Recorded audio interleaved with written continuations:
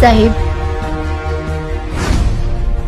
जिस परमेश्वर के विषय में कहा जाता है, त्वमेव माता च पिता त्वमेव, त्वमेव बंधु च सखा त्वमेव, त्वमेव विद्या च द्रविणम त्वमेव, त्वमेव सर्वम मम देव देवः। सबका मालिक, खुदा, अल्लाह, रब, गॉड, राम, परमेश्वर, ये सब एक ही हैं और जिसका वास्तविक नाम कबीर है। आइए पूर्ण परमात्मा कबीर साहिब के विषय में जानने का प्रयास करें। यजुर्वेद अध्याय 40 मंत्र 8 में लिखा है, कबीर मनीषी स्वयंभू परिभू व्यवधाता, अर्थात कबीर परमात्मा सर्वज्ञ है और अपने आप प्रकट होते हैं। वह सर्व ब्रह्मांडों के रचनहार हैं। काशी वाला धानक जुलाहा कबीर ही सत्पुरुष पूर्ण ब्रह्म परमेश्वर है। ये अनंत करोड़ ब्रह्मांड के विधाता हैं। कबीर का अर्थ अरबी भाषा में महान होता है। सतगुरु पूर्ण परमात्मा कबीर साहिब का परम प्राकट्य विक्रम संवत 1455 ज्येष्ठ सुदी पूर्णिमा सोमवार के दिन हुआ था। आकाश मंडल से सत्य पुरुष का तेज काशी, बनारस, उत्तर प्रदेश के लहरतारा तालाब में ब्रह्म मुहूर्त के समय कमल के पुष्प पर अवतरित हुआ था। उनके उस तेज से वह तालाब ज्योतिर्मय होकर जगमगाने लगा। फिर वो तेजपुंज एक बालक के रूप में परिवर्तित हो गया और जल के ऊपर खिले कमल पुष्पों पर हाथ पांव फेंकने लगा। यही बालक कबीर था, जो मृत लोक में शिशु रूप धारण करके आता है और जिसे वेदों में करवी देव कहा गया है। काशी के नीरू व नीमा जुलाहे दंपति की नजर जब उस कौतूहल करते अलौकिक बालक पर पड़ी तो वे उन्हें अपने घर ले आए। पूर्ण परमात्मा अमर पुरुष जब लीला करता हुआ बालक रूप धारण करके स्वयं प्रकट होता है, उस समय कंवारी गाय अपने आप दूध देती है, जिससे उस शिशु रूपी पूर्ण परमात्मा की परवरिश होती है। कबीर साहिब जिस समय प्रकट हुए, उस समय भारतवर्ष की राजनीतिक, धार्मिक एवं सामाजिक स्थिति चरमरा चुकी थी। हिंदू धर्म में जाति पाति, छुआछूत, ऊंच नीच का भयंकर दबदबा था। एक हिंदू दूसरे हिंदू का शत्रु था। समाज ब्राह्मण, क्षत्रिय, वैश्य व शूद्र इन 4 वर्णों में बटा हुआ था। ब्राह्मण वर्ण कर्मकांडी बनकर अपना उल्लू सीधा करने में व्यस्त था। कबीर साहिब के समय में मुस्लिम शासकों के कुशासन और पुरोहितवाद के अमानवीय अत्याचारों से जनता त्रस्त और परेशान थी। मंदिर मस्जिद, रोजा नमाज, पूरब पश्चिम, व्रत त्योहार, ईश्वर अल्लाह को भी लोगों ने बांट रखा था। पंडित मुल्लाओं की इस विभेदकारी साजिश का कबीर साहिब ने खुला विरोध किया। कबीर साहिब ने सांप्रदायिकता, रूढ़िवादी धार्मिक आस्थाओं, जाति व्यवस्था पर हमला कर सबको एक ही परमात्मा की संतान के तौर पर समझे जाने के लिए उस युग के आकाओं को विवश कर दिया था। उनका कहना था, न कोई गर्भ से वेद पढ़ के आता है और न सुन्नत करा के आता है। स्त्री अपने गर्भ को प्रसव काल में एक समान जन्म देती है। सभी मानवों के शरीर एक ही तरह के रक्त से बने हैं। फिर किस ज्ञान से लोग अलग अलग हुए?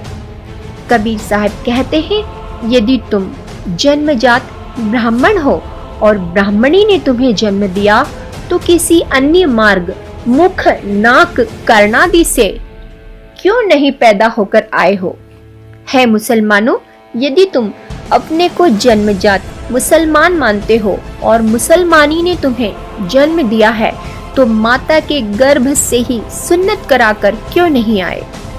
कबीर साहब कहते हैं, हे भाई, ये दो जगदीश्वर कहाँ से आ गए? कहो किसने तुम्हें पागल बनाया? कबीर साहब दिल्ली के सुल्तान सिकंदर लोदी के समकालीन थे। वे संप्रदाय और रूढ़ियों की परवाह किए बिना खरी खरी बात कहते थे। एक समय कबीर साहब के सत उपदेश को सुनकर हिंदू तथा मुसलमान उनसे नाराज हो गए और सिकंदर लोदी के समक्ष उन्होंने कबीर साहब की झूठी शिकायत की। मुसलमानों ने कहा, कबीर कहता है मस्जिद में खुदा नहीं है, मैं ही खुदा हूँ। मांस खाने वाले पापी प्राणी हैं। सिकंदर लोदी ने कहा कि लाओ उस कबीर को पकड़कर। इतना कहना था कि 10 सिपाही गए और कबीर साहब को बांध कर लाए। कबीर साहब चुपचाप खड़े थे। सिकंदर लोधी ने पूछा, कौन है तू, बोलता क्यों नहीं, अपने आप को खुदा कहता है? तब कबीर साहब ने कहा, मैं ही अलग अल्लाह हूँ। इस सच्चाई से सिकंदर लोदी क्रोधित हुआ और उसने एक गाय के तलवार से 2 टुकड़े कर दिए। गाय को गर्भ था और बच्चे के भी 2 टुकड़े हो गए। तब सिकंदर लोधी ने कबीर साहब से कहा, यदि तू खुदा है तो इस गाय को जीवित कर दे, अन्यथा तेरा सिर भी कलम कर दिया जाएगा। कबीर साहब ने एक बार हाथ गाय के दोनों टुकड़ों को लगाया तथा दूसरी बार उसके बच्चों के टुकड़ों को लगाया। उसी समय गाय और उसका बच्चा जीवित हो गए। कबीर साहब ने गाय से दूध निकालकर बाल्टी भर दी। राजा सिकंदर लोधी कबीर साहब के चरणों में गिरकर क्षमा याचना मांगने लगा। उसने कहा, आप कबीर अल्लाह है, बख्शो इब की बार, दास गरीब शाह को अल्लाह रूप दीदार। सिकंदर लोदी का धर्मगुरु शेख तकी कबीर साहब से द्वेष रखता था। इस द्वेषाग्नि में जलते हुए शेख तकी की जिद पर बादशाह सिकंदर लोदी ने 52 बार कबीर साहब की परीक्षा ली। इसे ही 52 कसनी कहा जाता है। कमाल और कमली को कबीर साहब ने पुनः जीवित कर दिया था। ध्यान रहे साथियों, मृत व्यक्ति को केवल समर्थपूर्ण परमात्मा ही पुनः जीवित कर सकता है और किसी सिद्ध या कला पुरुष या देवी देवताओं में ये सामर्थ्य नहीं है। यदि ऐसा होता तो महाभारत के युद्ध में अभिमन्यु मृत्यु को प्राप्त हो गया तो कृष्ण सहित सभी पांडव विलाप करने लगे। उस समय कृष्ण भी अभिमन्यु को इसलिए जीवित नहीं कर पाए क्योंकि उसकी आयु शेष नहीं थी। कबीर परमात्मा ने 5 वर्ष की आयु में गुरु मर्यादा को बनाए रखने के लिए लीला की और रामानंद जी को अपना गुरु बनाया। कबीर साहब वेदों के ज्ञान से पूर्व भी सतलोक में विद्यमान थे तथा अपना वास्तविक ज्ञान देने के लिए चारों युगों में प्रकट हुए। सतयुग में सतसुकृत के नाम से प्रकट हुए, त्रेता युग में मुनिंद्र नाम से, द्वापर में करुणामय नाम से तथा कलयुग में कबीर प्रभु के नाम से प्रकट हुए। इसके अतिरिक्त अन्य रूप धारण करके कभी भी प्रकट होकर अपनी लीला करके अंतर ध्यान हो जाते हैं। जिन जिन पुण्यात्माओं ने परमात्मा को प्राप्त किया, उन्होंने बताया कि कुल का मालिक एक है। वह मानव सदृश्य तेजोमय शरीर युक्त है, जिसके एक रोमकूप का प्रकाश करोड़ों सूर्य तथा करोड़ चंद्रमाओं की रोशनी से भी अधिक है। उस परमेश्वर का वास्तविक नाम सतकबीर, कबीरा कबीरन, खबीरा खबीरन है। जिन संतों और ऋषियों को परमात्मा की प्राप्ति नहीं हुई, उन्होंने अपना अनुभव बताया कि परमात्मा का केवल प्रकाश देखा जा सकता है, उसका कोई आकार नहीं है। और जिन संतों ने पूर्ण परमात्मा को देखा है, उनके कुछ नाम इस प्रकार हैं। आदरणीय धर्मदास साहेब जी, बांधवगढ़, मध्य प्रदेश। आदरणीय दादू साहेब जी, आदरणीय मल्लुकदास साहेब जी, आदरणीय गरीबदास साहेब जी, गांव छुड़ानी, जिला झज्जर हरियाणा वाले आदरणीय नानक साहेब जी, आदरणीय घीसा दास साहेब जी, गरीब दास साहेब जी पूर्ण परमात्मा के विषय में कहते हैं, अजब नगर में ले गया हमको सतगुरु आन, झलके बिंब अगाध गति सूते चादर तान। अनंत कोटि ब्रह्मांड का एक रति नहीं भार, सतगुरु पुरुष कबीर हैं कुल के सृजनहार।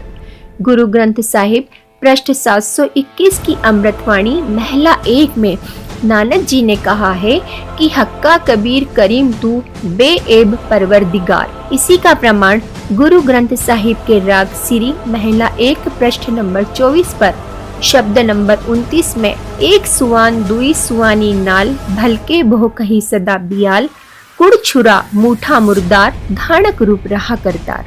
इसी प्रकार पवित्र कुरान शरीफ के अध्याय सूरत फुरकानी 25 आयत 52 से 59 में कहा है कि वास्तव में इबादई कबीरा अर्थात पूजा के योग्य कबीर अल्लाह है। यह कबीर ही पूर्ण परमात्मा है जिसने 6 दिन में सृष्टि रची तथा 7वें दिन तखत पर जा विराजा।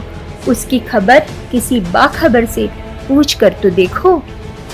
सर्व ग्रंथों में भी प्रमाण है कि कबीर साहिब ही भगवान है। ऋग्वेद मंडल 10 सूक्त 90 मंत्र 3 से 16, यजुर्वेद अध्याय 19 मंत्र 26 से 30, यजुर्वेद अध्याय 29 मंत्र 25, श्रीमद् भगवद गीता अध्याय 8 श्लोक 9, अध्याय 15 श्लोक 17, अध्याय 18 श्लोक 62-66 में।